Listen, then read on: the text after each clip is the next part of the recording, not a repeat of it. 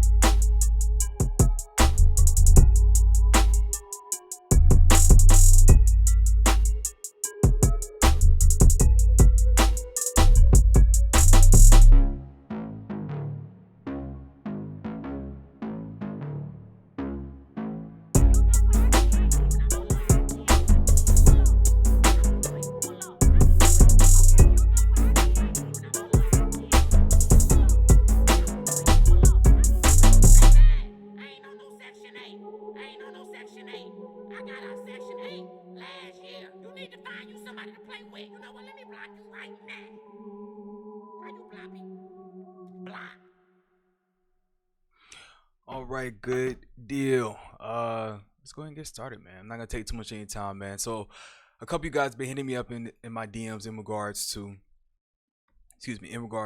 actually doing another tutorial. A lot of you guys found the replay, and you gave me some good feedback. So I want to give you guys another video today. So what we're gonna do, actually, believe it or not, I'm actually going to pull some music, or rather some loops sent by my man Mark Generous out in Vancouver. Another sound designer I've been working with, another producer I've been working with as well. So yeah, I'm just gonna pull from here and see what we can find. Maybe better if I open this up a little bit.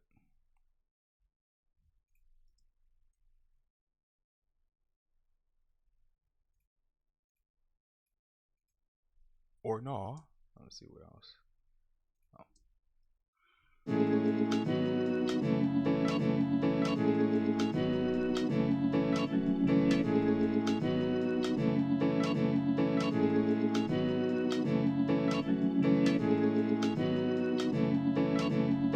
Alright, let's see what else we got.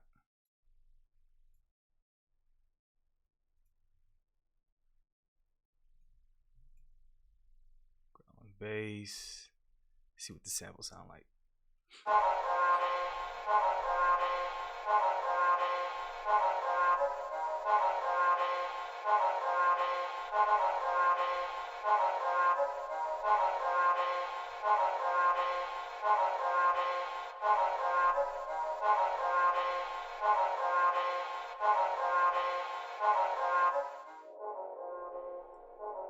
Let's see what this piano sounding like.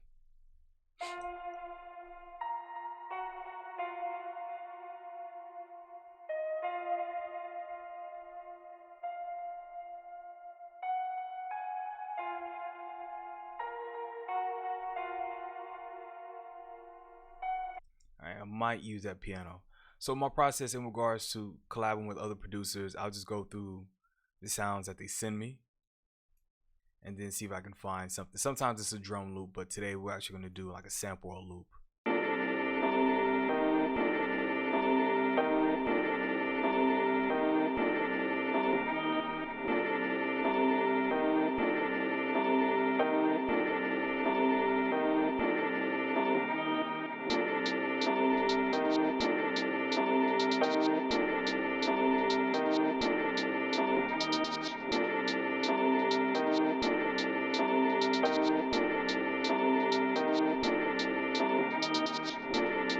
Yeah, I think we use this. All right, so at 126.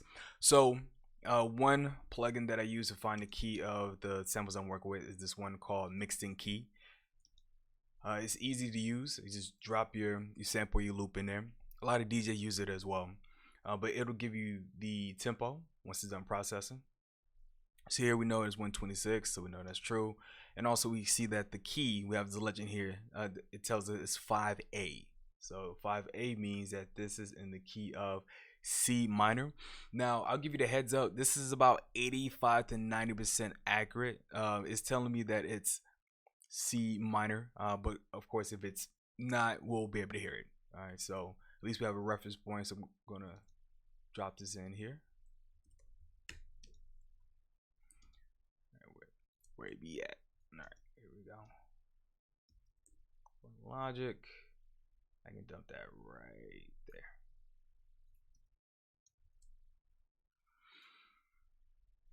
All right, so I already know what part I won. Actually, it's pretty much gonna be that one.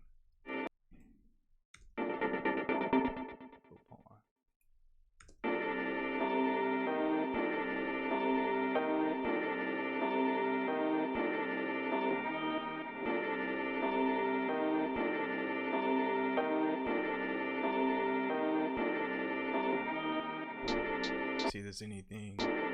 No, just a head, right?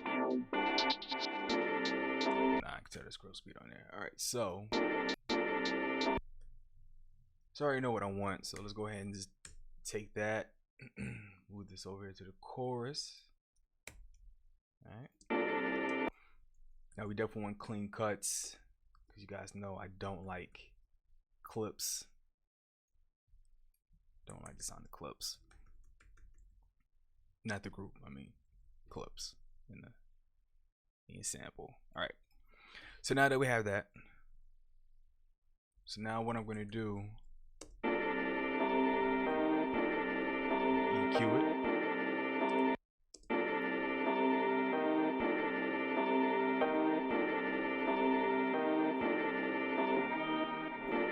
And also make sure you get rid of the lows of the loops and samples that you use. A lot of times when these sound designers are making it, they're using either some sort of low bass note. It doesn't have to be like a bass note, but it may be something that's sitting in the mid range you may want to get rid of. That way you're getting it out the way out of your instruments you're gonna lay on top of it.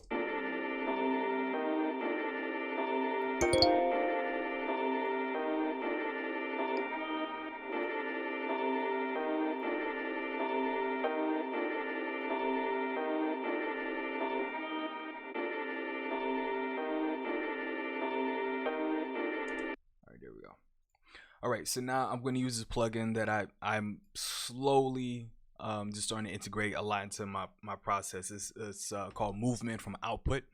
Whenever you guys get a chance, check out the demos. I like it. It makes things a lot easier in regards to sound design for me. But I throw this on a lot of my loops. At least that's what I've been doing lately. So,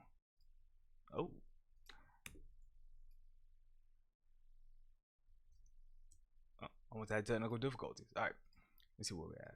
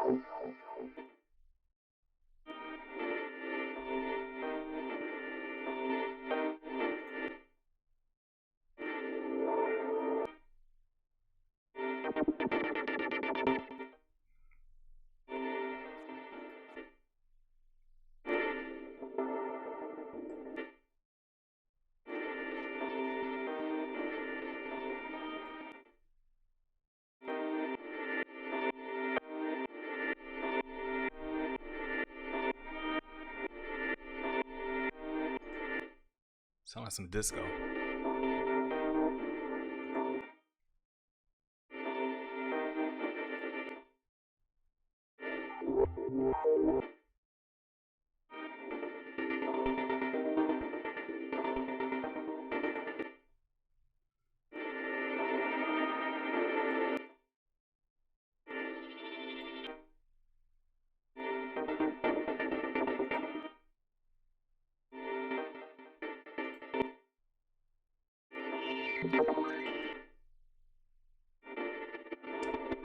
Damn, I'm not really finding anything today. All right, cool.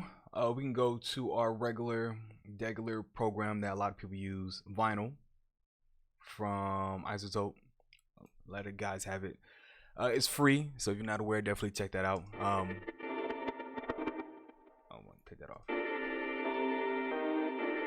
But this fader here, where it says warp depth, if you raise it up, it actually starts to go towards the sound a little bit. It makes it sound like it's on vinyl or that is warped. So check it out.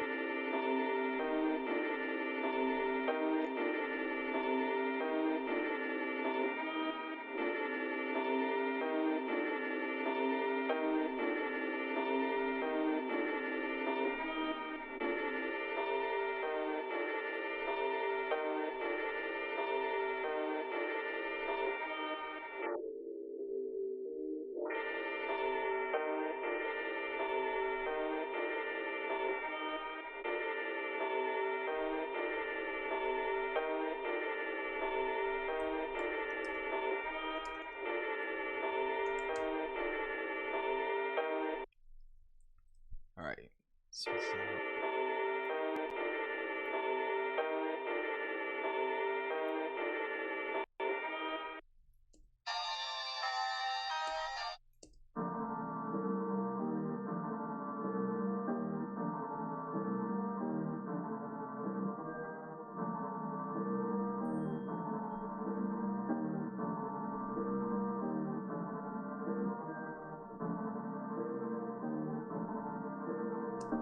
Kind of like that. All right, so we're gonna leave that as is. Let me take off for just a little bit the low end, just a little bit.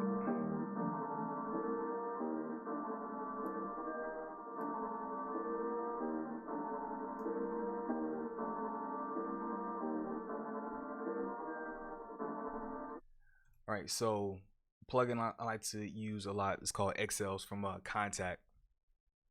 And what we're gonna do is we're going to put some boxes or something that sounds like a sample on top of it. And then what I'm going to do on top of that is I'm actually going to EQ it so it sounds like it's sort of in that pocket. So it sounds like the voice of the boxes rather came with that sample. So check this out. And again, we have to be mindful of the key as well. Because when I threw on a warped or I threw in a plugin, I sort of warped the sound. And again, we just want to make sure. Still learning music theory, so bear with me.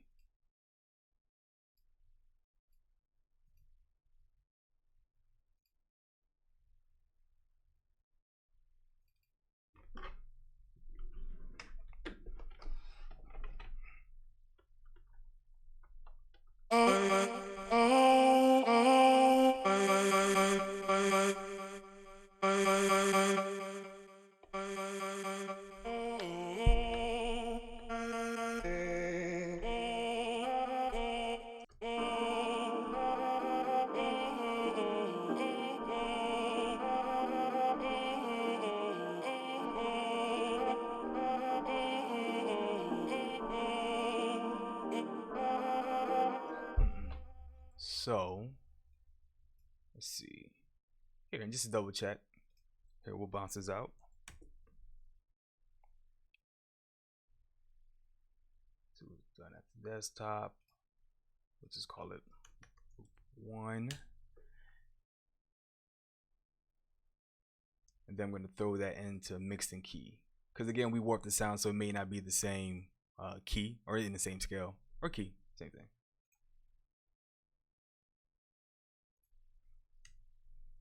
Throw that in there, and yeah, it says this is 5/8, but the BPM changed, so that's a little weird. Okay.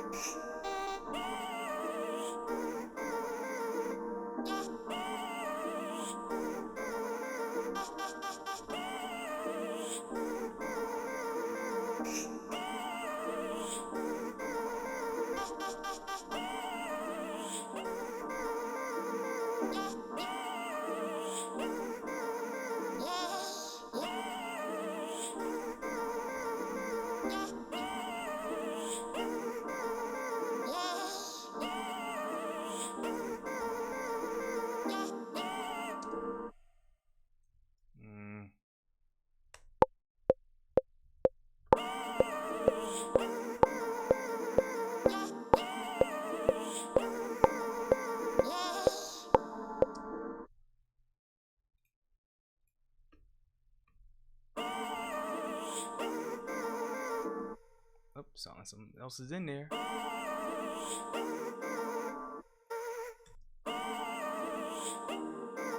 Oh.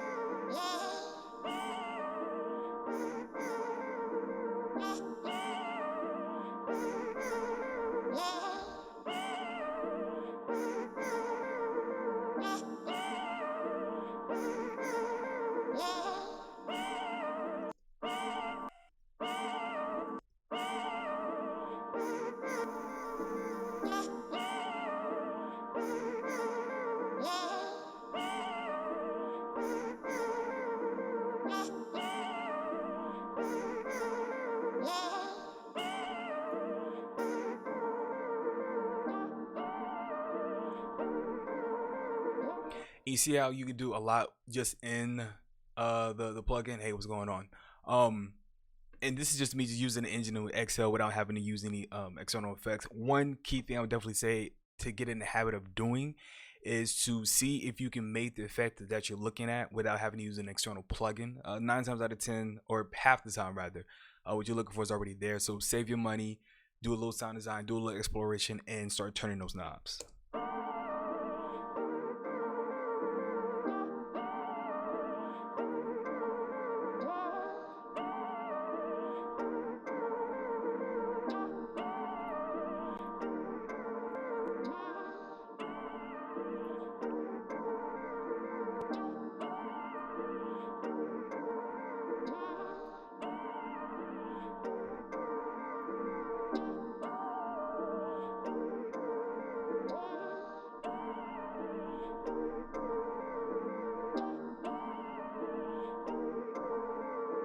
And it's all in the background, so we're good there.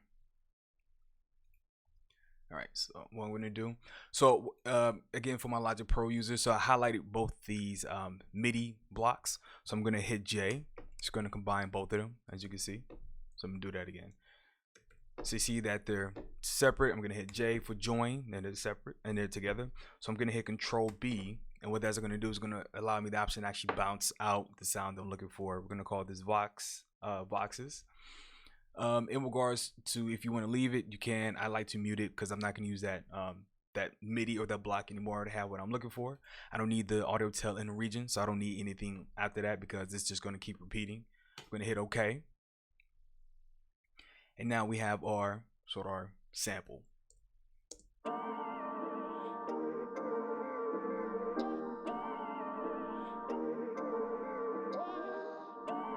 Alright, so I'm going to EQ just a bit because I can hear some of the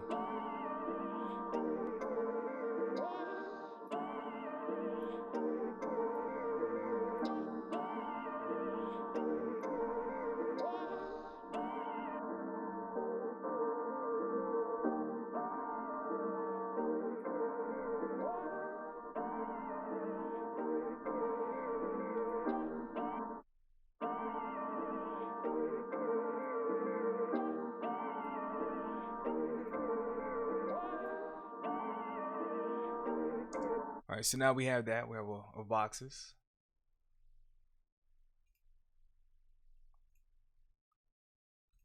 All right, good deal. and then yeah, we'll leave it as this. All right, so now we're gonna add we have sort of like a base here, so we're gonna add some plugs to it. What I like to use, and I bounce back and forth between two plugins. One is Serum, and the other one is Nexus 3. I'm a big fan of Nexus, especially coming from the trap world. That's just the plugin a lot of us use. So what I'm gonna do, I'm actually gonna go in here and see if I can find some plugs or something to keep it light. I don't want to overdo it because whenever I'm making a beat, I'm always thinking about the songwriter. So I try to carve out space, and then if need be later, then I'll add something on top of it. It's standard practice. You don't have to do it, but it's just something that I like to do. All right, so we definitely don't want that. So I'm gonna turn that down.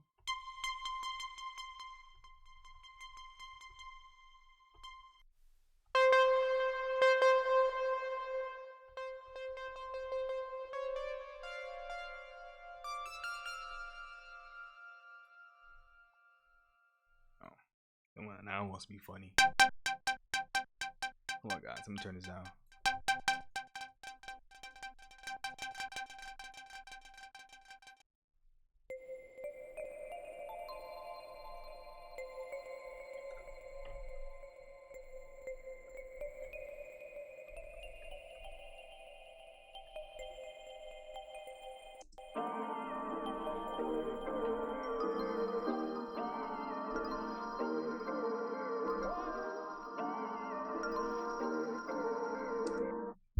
I know exactly what I'm.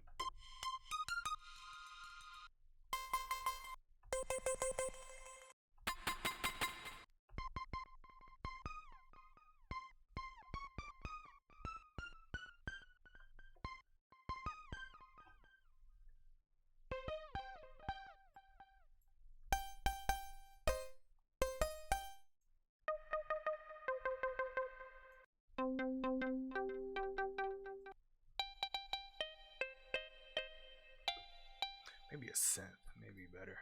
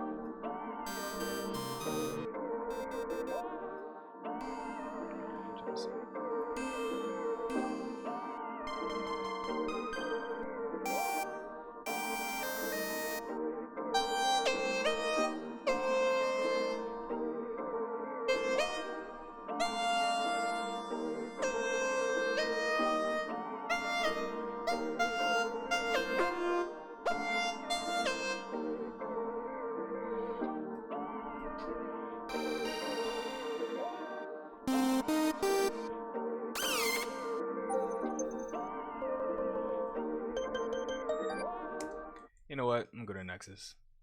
No point in doing this. All right. All right, so the great thing about Nexus 3, if you guys remember before with Nexus 2, you had to save all your presets here. You can, and I still have some of mine from like my old ones. Hold on, guys, give me a second.